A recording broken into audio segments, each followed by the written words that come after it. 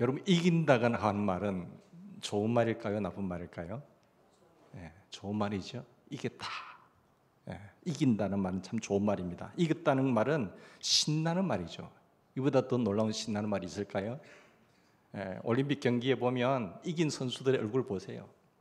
그 느낌, 풍겨나는 그 모습들 보면 신나지 않습니까? 근데 패자의 얼굴은 어떤가요? 울상이죠. 여러분, 주님 앞에 설 때에 이겨서 승리한 모습으로 생명의 관을 서는 그 영광을 맛보기를 주님을 축원합니다. 그 앞에 설 때 울상으로 그렇게 할 걸, 땅을 치며 통곡하는 우리 믿음의 식구들 없기를 바랍니다. 다 달려갈 길을 마치고 정말 주님 앞에 설 때 위에서 부르신 부름의 상을 쫓아갔을 때에 그 생명의 관, 면류관, 그리고 영광의 면류관 다 누려서는 주인공이 되기를 바랍니다. 승리를 향한 환호라고 하는 것은요, 언제나 우리에게 큰 감격을 주는 것이잖아요. 그 기쁨, 그 이루 말로 표현할 수 없는 그런 얼굴이, 그 모습이 얼굴이 나타나는 것을 보게 됩니다. 그러나 승자 뒤에는 패자가 또한 있습니다. 여러분, 패자 없는 승자가 없습니다. 승리자의 큰 기쁨이 있는가 하면 패자의 그 비참한 얼굴을 보십시오. 실패하고 하나님 패배한 그 얼굴을 한번 상상해 보십시오. 그 모습을 우리는 함께 보아야 되는데, 이겼다고 함성을 부르고 그리고 만세를 부르고 고함을 치듯이 미친 듯이 환호합니다마는 패자의 슬픈 낯을 생각해 보세요. 땅을 치며 통곡하는 그 얼굴을 한번 떠올려 보세요. 그 얼굴을 생각하셔야만이, 패자의 비참한 얼굴을 생각하셔야만이 여러분 바른 길을 걸을 수 있습니다. 충성될 수가 있어요. 그 패자의 억울함을 볼 수 있어야, 승자의 환호의 그 영광을 바라볼 수 있어야 우리가 모든 훈련의 과정 속에서도 넘어지지 않고 하나님 목적지, 뜻하신 목적지까지 바로 도달할 수 있다는 것이죠. 그래서 우리는 패자 없는 승리는 있을 수가 없습니다. 흔히 말하기를, 그래서 패자도 없고 같이 함께 승리를 누릴 수 있는 건 없을까? 그러면서 나온 단어들이 뭡니까? 윈윈하자는 거지. 윈윈하자.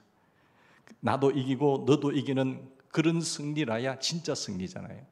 여러분의 믿음의 식구들이 함께 승자가 되기를 바랍니다. 우리 믿음의 식구들이, 성도들 가운데 함께 승자가 되셔야지, 저곳에 하나님 앞에 섰을 때에 패자의 울상으로 있는 믿음의 성도를 보면 얼마나 가슴이 아프겠어요. 그죠? 옆 사람 축복하며 인사합시다. 함께 승자가 됩시다. 함께 승자가 되셔야 돼요. 우리는 간혹 어떤 경우를, 이런 경우는 내가 필요한 물건들을 인터넷 검색하고 찾으려고 하는데 잘 없어요. 그런데 한 소식을 부탁한 가게에 소식을 받고, 당신의 물건이 있습니다 라고 했을 때에 얼마나 기쁜가요? 근데 그 물건을 찾기 위해서 돈도 아까워하지도 않고 그 지불을 하고 딱 받아 누리는 순간 얼마나 기쁘고 행복한지 모릅니다. 그런가 하면은 이 장사꾼들도 보면 그것을 구입해 주어서 고맙고, 그 사람에게 필요한 것을 전달해 주어서 고맙고, 그리고 그 사람이 꼭 필요하기 때문에 가격 흥정도 하지 않고 원하는 가격에 받아서 좋고, 그래서 장사도 좋고 또한 구입하는 고객도 좋고, 이렇게 함께 윈윈하는 이런 세상을 만들어 가셔야 돼요. 그런 가정이 되고 그런 공동체가 되어야 되고 그런 사회가 되어야 되는 것입니다. 세상 만사가 다 이러면 얼마나 좋겠습니까? 그러나 그게 바로 윈윈 사회 구조를 말하는 것입니다. 그러나 정치인들은 어떨까요? 정치인들은 이런 모습을 보기 힘듭니다. 한 당을 짓눌러야 되고, 저 사람의 경선에 있는 저 사람을 짓밟아야 내가 대통령이 될 수 있으니까. 그럼 미국의 대선에 그 4년 동안 당선되고 나서 대통령이 하는 말, 참모진으로 하는 게 뭔지 아세요? 다음 4년을 위해서 어떻게 할 것인가. 그게 온 신경이 다 쓴다는 거예요. 어떤 백성들과 그리고 어떤 나라의 어떤 그 번영을 생각하는 것보다도 자기 자리를 한 번 더 누릴 수 있느냐, 그것에 집중한다는 것 아니겠습니까? 여러분, 한 사람이 정치꾼으로서 그렇게 살아가는 사람이 아니라 함께 하나님의 공동체에, 하나님 나라에 함께 들어가서 그 귀한 관을 누리는 우리가 되어야 될 줄 믿습니다. 오늘 본문 말씀에 보면 생명의 관이라는 게 나와요. 생명의 관, 이 크라운, 멸류관을 말하는 거거든요. 영어로 보면 크라운이라고 되어 있습니다만은 이 생명의 관이라고 하는 말은 헬라어에 있어서 완전히 둘로 나눠집니다. 두 단어로 표현되는데 하나는 디아데마라고 하는 말이 있는데요. 디아데마라고 하는 말은 이 sign of royalty입니다. 그것은 왕권 그리고 권력을 말해요. 왕이 쓰는 관, 왕이 쓰는 면류관을 말을 하는 것입니다. 그러니까 왕이 쓰는 왕관을 가리켜서 크라운이다라고 말을 하고요. 뿐만 아니라 그게 디아데마인데 그 다음에 또 하나가 어떤 단어를 쓰는가 하면 스테파노스라고 하는 단어를 씁니다. 이 스테파노스라고 하는 단어는 이 스테반이란 말이 거기에서 나옵니다. 스테반 집사 있잖아요. 스테파노스 그것은 하나의 어떤 승리의 표상으로 상을 주는 것을 말합니다. 당신이 승리했기 때문에 당신에게 이 관을 줍니다. 그래서 오늘 본문에 보면 스테파노스라고 하는 단어예요. 디아데마라는 단어가 아니고 스테파노스의 이 관을 너희에게 씌우겠다 이렇게 말씀을 하고 있습니다. 이것은요, 스테파노스는 오랫동안 수고하고 노력하고 훈련하고 인내하고 절제한 그 이후에 얻어지는 관입니다. 이 관은 그냥 쉽게 얻어지는 관이 아니잖아요. 이 한참의 어떤 노력과 땀의 결과로 얻어지는 관을 말합니다. 여러분, 운동선수들이 나가서 잠깐 뜁니다. 어떤 사람은 1시간 뛰는 사람이 있고 2시간 뛰는 사람이 있고 어떤 사람은 그냥 한 1분 뛰는 사람이 있잖아요. 그렇게 결정 나버려요. 어떤 사람은 한 30분 뛰고 나서 결정 나버리잖아요. 그러니까 짧은 시간을 위해서 얼마나 많은 수고가 있는지를 여러분 배경을 알잖아요. 그러니까 그 4년 견디고 8년 견디고 아니 온 전생을 훈련하고 또 훈련하고 연습하고 연습해서 1분 만에 결정 나버리잖아요. 그걸 알기 때문에 거기에 스테파노스를 쓰는 순간 그 메달을 거는 순간 여러분 얼마나 감격스럽겠습니까? 사랑하는 여러분, 우리가 어떤 스테파노스의 관을 쓰기 위해서는요, 절제할 건 절제하셔야 돼요. 그리고 훈련받을 것은 끊임없는 훈련을 하셔야 됩니다. 경건의 훈련을 놓치지 말기를 바랍니다. 훈련 없는 그 몸은 자기 몸이 알아요. 그리고 끊임없는 훈련, 인내할 건 인내하고 참을 건 참고. 그렇게 젊은 사람들이 절제한다는 것은 쉽지 않잖아요. 절제할 건 절제하고 많은 수고 끝에 오늘 이 절정에서 이 같은 영광을 누리게 될 줄로 믿습니다. 그 한순간에 그 영광의 자리에 오르는 사람들은요, 그냥 단순하게 쉽게 봐서는 안 되지 않습니까? 이것을 우리는 가리켜서 멸류관이다라고 말을 하는 것입니다. 스테파노스라고 말하게 되는 것입니다. 여러분, 요즘 와서 학자들이 쓰는 용어 가운데 새로운 용어가 많잖아요. 소프트 파워라는 용어를 많이 들을 것입니다. 소프트 하면 여러분 잘 아시는 대로 부드럽고 관대하고 온유하고 조용하고 온화한 것, 그런 거 뭐 있지 않습니까? 그게 부드러운 것이에요. 파워, 그러니까 힘입니다. 권력을 말한 겁니다. 부드러운 권력, 말이 안 되잖아요. 그러나 소프트 파워가 유행되지 않습니까? 부드러운 권력, 이게 특별한 말이 아니겠습니까? 강한 자가 이기는 것 같은데 아니요, 온유한 자가 이깁니다. 성경에도 말한 바와 같이 온유한 자가 땅을 차지하는 것입니다. 여러분, 확실한 것은 하나님께서 교만한 자를 물리칠 것입니다. 하나님은 교만한 자를 제일 싫어하는 거예요. 사탄이 거기서 나왔거든요. 천사장으로 있는 그 마귀가, 천사장이 그 교만에서 하나님께 비기기 위해서 자리를 이탈해서 하나님으로 쫓겨난 자가 사탄 마귀가 되는 거잖아요.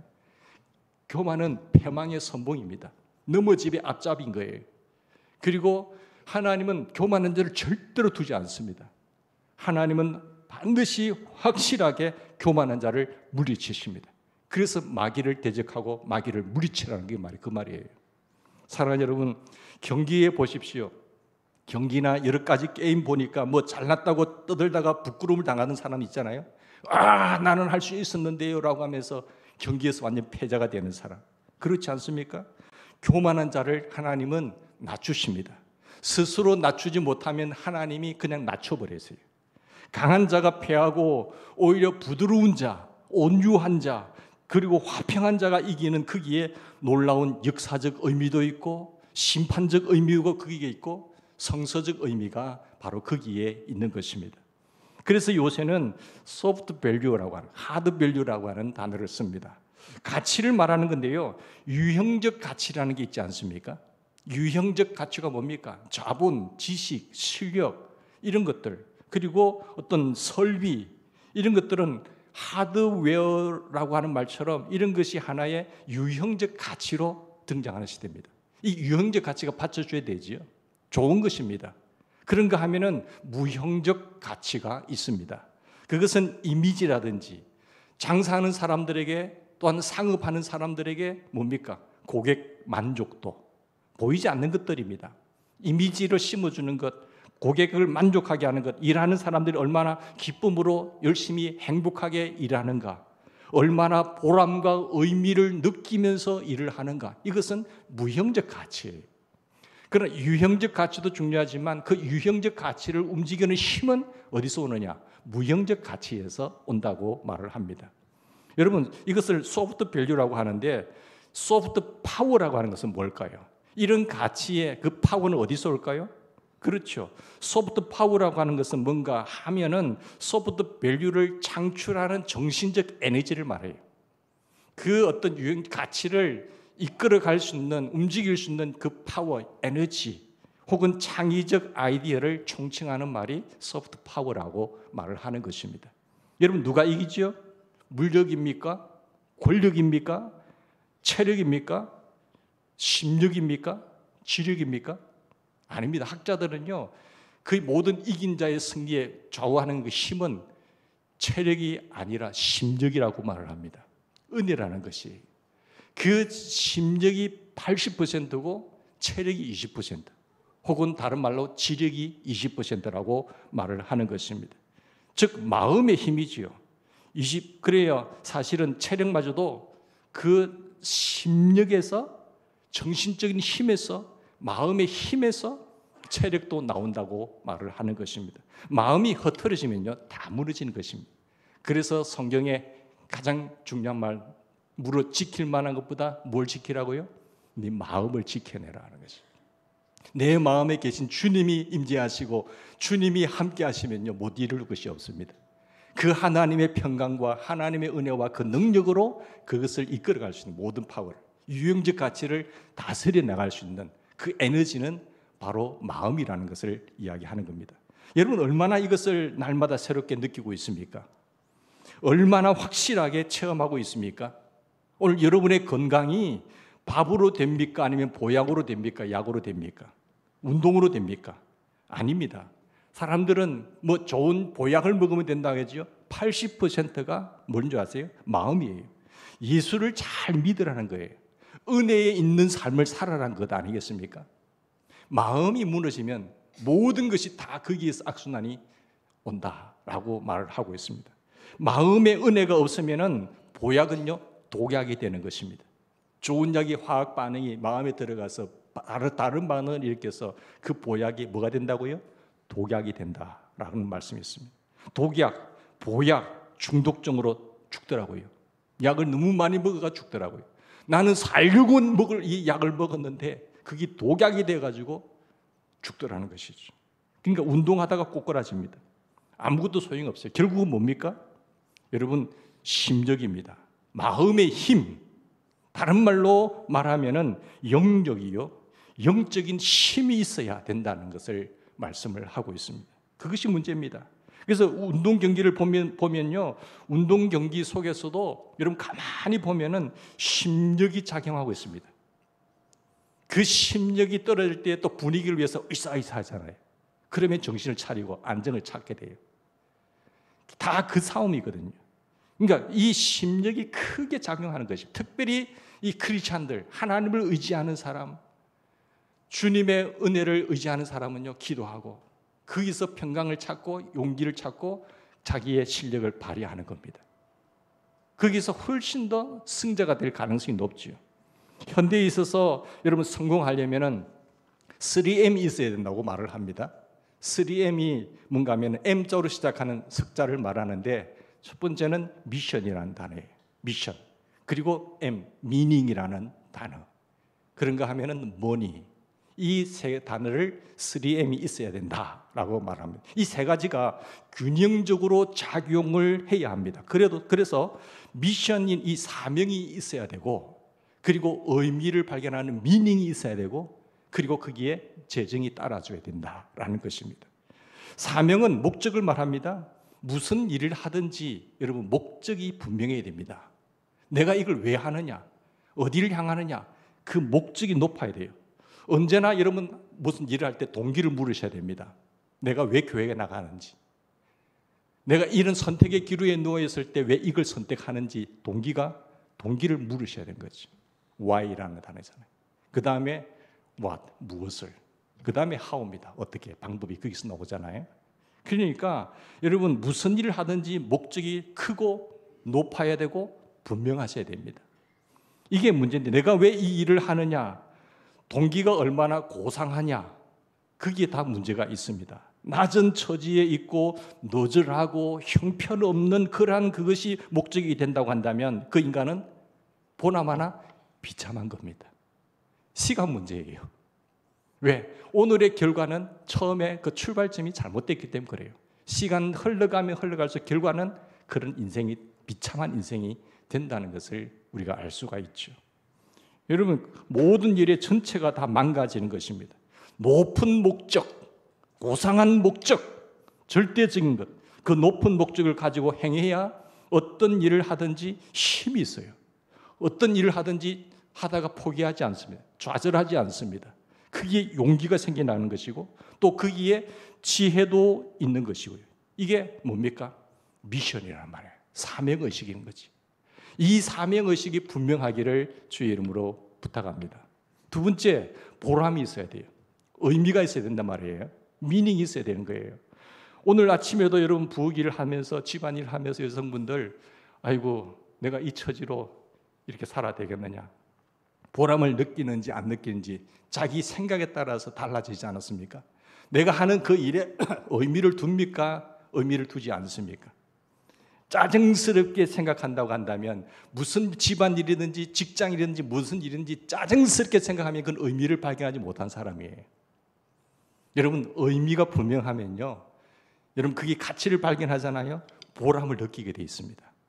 힘든 게 문제가 아니라니까요.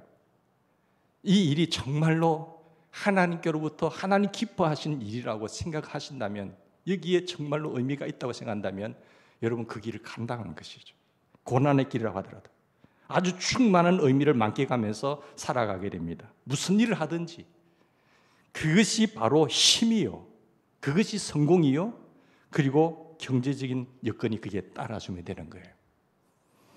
요새 유행하는 말 가운데 또 하나 말이 있는데, 그것이 오토텔릭이라는 말입니다. 오토라고 하는 단어, 헬라어의 아우토스, 헬라어로 아우토스라는 이 헬라어의 의미가 뭔가 하면은 영어로 말하면 myself예요. myself, 자기 자신을 자칭하는 말이죠. 아우토스. 근데 아우토스 그 다음에 아우토스 텔로스라고 하잖아요. 아우토스 텔로스는, 텔로스라는 것은 목적을 의미합니다. 그래서 이 두 단어를 합쳐서 아우토텔로스라고 말을 합니다. 이 아우토텔로스는 영어로 말하면 뭐라는 거지? 오토텔릭이라 말하죠. 자기 자신과 목적이 합쳐진다는 거예요. 자기 목적성, 자신이 목적이 되고 현재가 목적이 되는 겁니다. 그게 누구냐? 자기 정체성이죠. 여러분, 이건 이기주의적인 생각이 아닙니다. 오토텔릭이라고 하는 것은 자기 목적성이라는 건 대단히 중요한 의미를 가지는데, 이런 자기 목적성을 가질 때에 창의력이 나오는 거예요. 창의력이 거기서 나오고, 그게 창의력에 플러스 자율성이 나옵니다. 플러스 그게 행복이 넘치는 거지. 지혜도 거기서 있다는 겁니다. 사랑하는 여러분, 요즘 그 일을 할 때도 보면은 여러분 그 일도 중요하지만 자기 목적성이 없는 사람 있잖아요. 그런 일을 하면 할수록 망치게 돼 있어요. 어떤 일에 여러분들은 뭐 열심히 한다고 박수치고 그렇게 하는데, 일은 누가 하느냐? 사람이, 인격이 바로 된 사람이 일을 해야 정상이 되는 겁니다. 방향이 바로 잡혀야 여러분 수고와 노력이 헛되지 않습니다. 방향이 잘못 잡히면 열심히 노력하고 달린 만큼 다시 돌아와야 돼요. 방향이 바로 잡히지 않고 목적이 바로 잡히지 않는데 일을 열심히 하잖아요. 일을 망칩니다. 그런 인격이 바로 되지 않는 사람이 일을 더 열심히 하잖아요. 반드시 문제가 생기게 돼 있어요. 일할 만큼 엉망이 된다니까요. 그래서 일보다 중요한 것은 사람입니다. 어떤 인격자가 하느냐, 어떤 성품 예수님을 닮은 사람이 일을 하느냐가 중요한 것이죠. 그래서 교회의 핵심은 아이들을 키우는 다음 세대의 목적도 기술자로 만드는 것이 아니라 뭐예요? 사람을 키워야 돼요. 예수의 사람을 만드는 것입니다. 그것은 여러분 바로 인격, 성품, 훈련 가운데서 생각나는 거죠. 마음에 무엇이 생기냐에 따라서 그것이 반복 습관 지속적으로 연습할 때 그것이 습관이 되는 것이고요. 그 습관이 인격이 되는 것이고 그 사람이 인생이 된다는 말씀이죠. 그런 좋은 사람들이 일을 추진해 나가면요, 놀라운 일들이 발생해요. 좋은 거예요. 제대로 되지 않는 사람들이 일을 맡아서 하잖아요. 굉장히 피곤하고 힘들고 어려워집니다. 정치꾼들을 한번 보세요. 그들이 수많은 권력을 갖고 있지만 정말 저들의 성품과 저들의 인격이 올바른 사람들이 욕심을 내려놓고 한다면 얼마나 좋아지겠어요. 근데 거기에 이기심과 탐심과 욕심이 가득 차게 되면 움직이면 움직이고 법을 만들면 만들수록 그거는 굉장히 백성들을 힘들게 하잖아요. 여러분의 기관들을 한번 살펴보시라니까요. 일이 문제가 아니고요. 사람이 문제라니까요. 사람이. 어떤 가치관과 어떠한 목적과 어떠한 진리 위에서 어떤 사람이 어떤 인격자가 일을 하느냐가 굉장히 중요한 거예요. 그러면요, 그 모든 시련과 환경은 다 이겨냅니다. 가정의 파괴와 어려움이 어디서 옵니까? 서로 관계성이에요. 그것만 하나 되면요, 어떠한 시련이라도 역경도 이겨낼 수가 있습니다. 사람들이 골프 치기 하고 좋아하고 신나는 운동이라고 말을 하는데 그 좋은 운동도요, 그 잔디밭에서 움직이는 그 운동도요, 왜 타락하느냐? 내기 골프를 친다니까요. 자, 그러면 목적이 상실되잖아요. 우리가 행복해지고 또 즐겁고 또 놀라운 어떤 쾌락을 느끼기 위해서 그 일을 하는데 여기에 내기 골프를 해가지고 돈을 딱 걸잖아요. 그러면 진 사람은 그게 몇 시간이 걸려도 그게 스트레스 받는 거예요. 오늘 돈 잃었다. 건강 챙기려고 가려는 사람이 더 스트레스 받고 돌아온다니까요. 그게 문제 아니겠습니까? 그래서 일본에서도 1년에 130명이 죽고요. 한국에서도 100명은 죽는다고 합니다. 그 왜 그러냐고요? 목적이 바뀌었기 때문에. 목적을 잃어버리면 잘못 가면요, 그건 엄청난 에너지 낭비요. 자기만 손해보는 것이 아니라 다른 사람에게까지 영향을 끼친다는 사실을 꼭 명심하셔야 됩니다. 돈 버는 마음으로 하고 도박하는 마음으로 하고 명예를 찾는 마음으로 하고 허영심으로 여러 가지로 하는 목적이 망가졌다는 것 아니겠습니까? 그래서 말입니다, 여러분, 무슨 사업을 하든지 예를 들어서 공부를 한다고 합시다. 공부 자체가 즐거워야 돼요. 내가 이런 것을 알게 되니까 책을 읽는 시간도 즐겁고 이런 것도 있네. 그러면서 기뻐하고 즐거워해야 되는데 이거 누가 만들었어? 시험이란 걸 누가 만들었지? 돈 그렇게 내고도 방학 안 나면 좋아하고 오늘 휴학 안 나면 좋아하고 얼마나 신나는지 몰라요. 그게 배운다는 그 목적이 잘못되면은 그렇게 된다니까요. 이 공부를 오토텔릭이 되지 못하고 있잖아요. 뒤바뀌면은요, 이거 해야 돈 벌지, 억지로 해야 되죠. 공부 안 하면 죽는다. 공부 못하면 안 하면 못 산다. 이거 참 힘든 일이에요. 이왕 할 거 목적을 바로 세워야 됩니다. 사랑하는 여러분.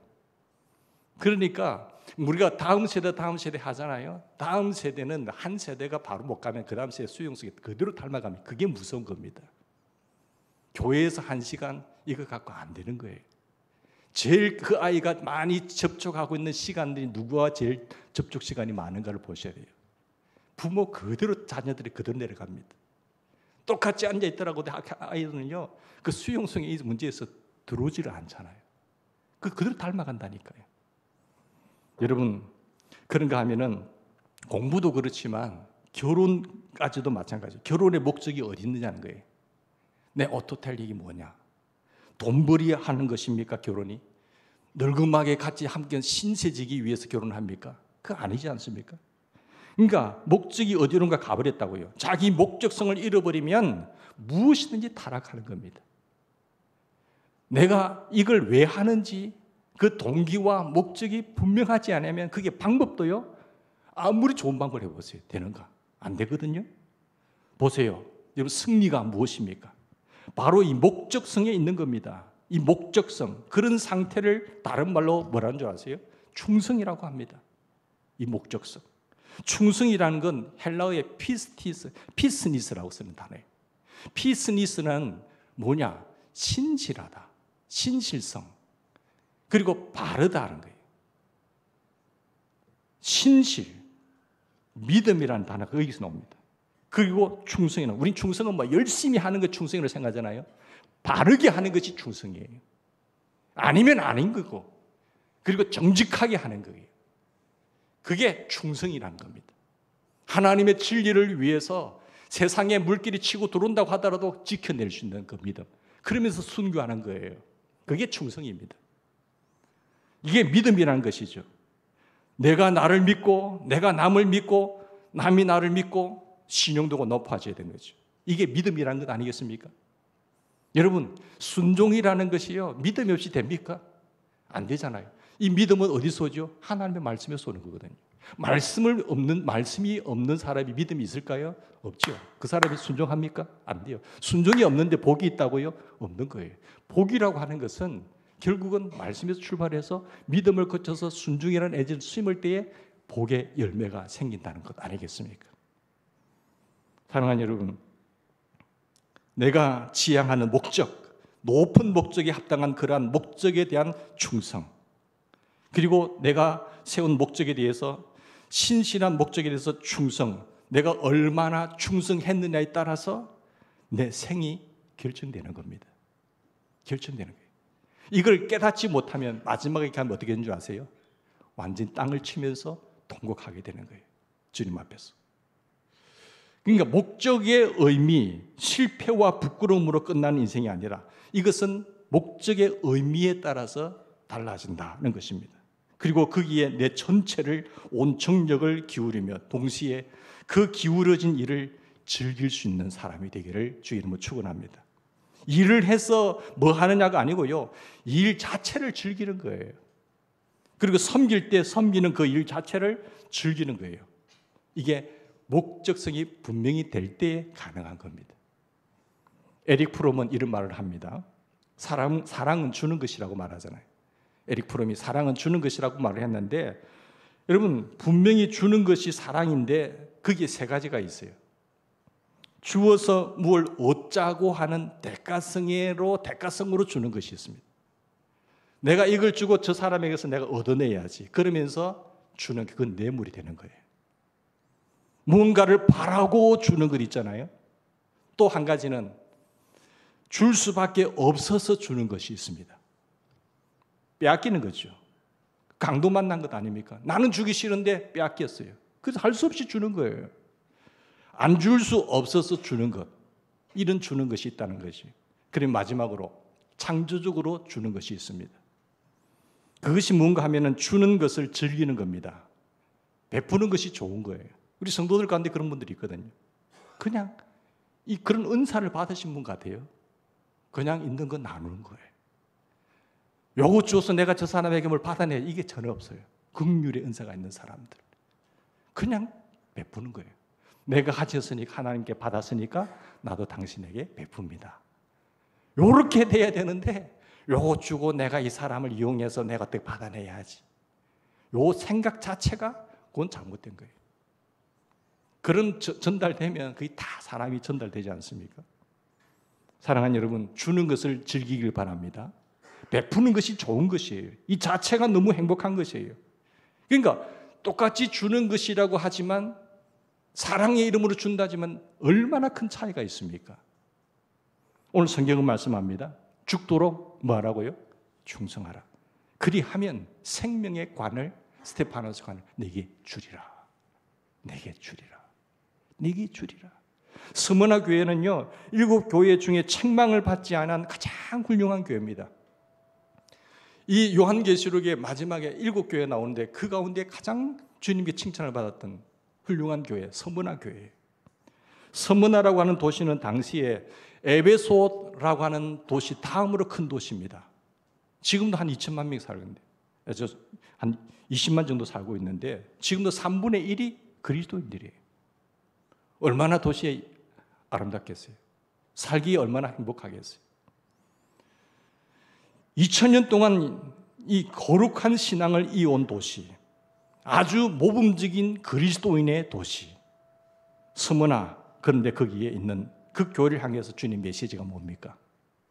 특별히 스무나 교회의 감독이었던 폴리카르에 대한 이야기를 드리고 싶습니다. 그 교회 감독자로 있던 폴리카르에게 충성을 설명하면서 뺄 수 없는 중요한 인물인데, 스무나 교회 감독 폴리카르이 유대인들의 음모를 받아서 이제 결국은 로마 총독에게 의해서 화형을 당할 수밖에 없는 상황 속에 접하게 됩니다. 그런데 총독이 봤을 때도 86세나 되는 이 나이 많고 귀한 어른이 참 품성도 괜찮고 인격도 괜찮고 한 일이 괜찮았거든요. 그런데 유대인들이 음모로 인해서 이 사람 죽이려고 이렇게 이제 고발해가지고 이제 죽을 수밖에 없는 상황이에요. 그리고 마지막 총독이 이 폴리카르에게 묻습니다. 뭐라고 질문을 하는가 하면, 지금이라도 가이사 황제를 찬양하고 그리스도를 욕하라.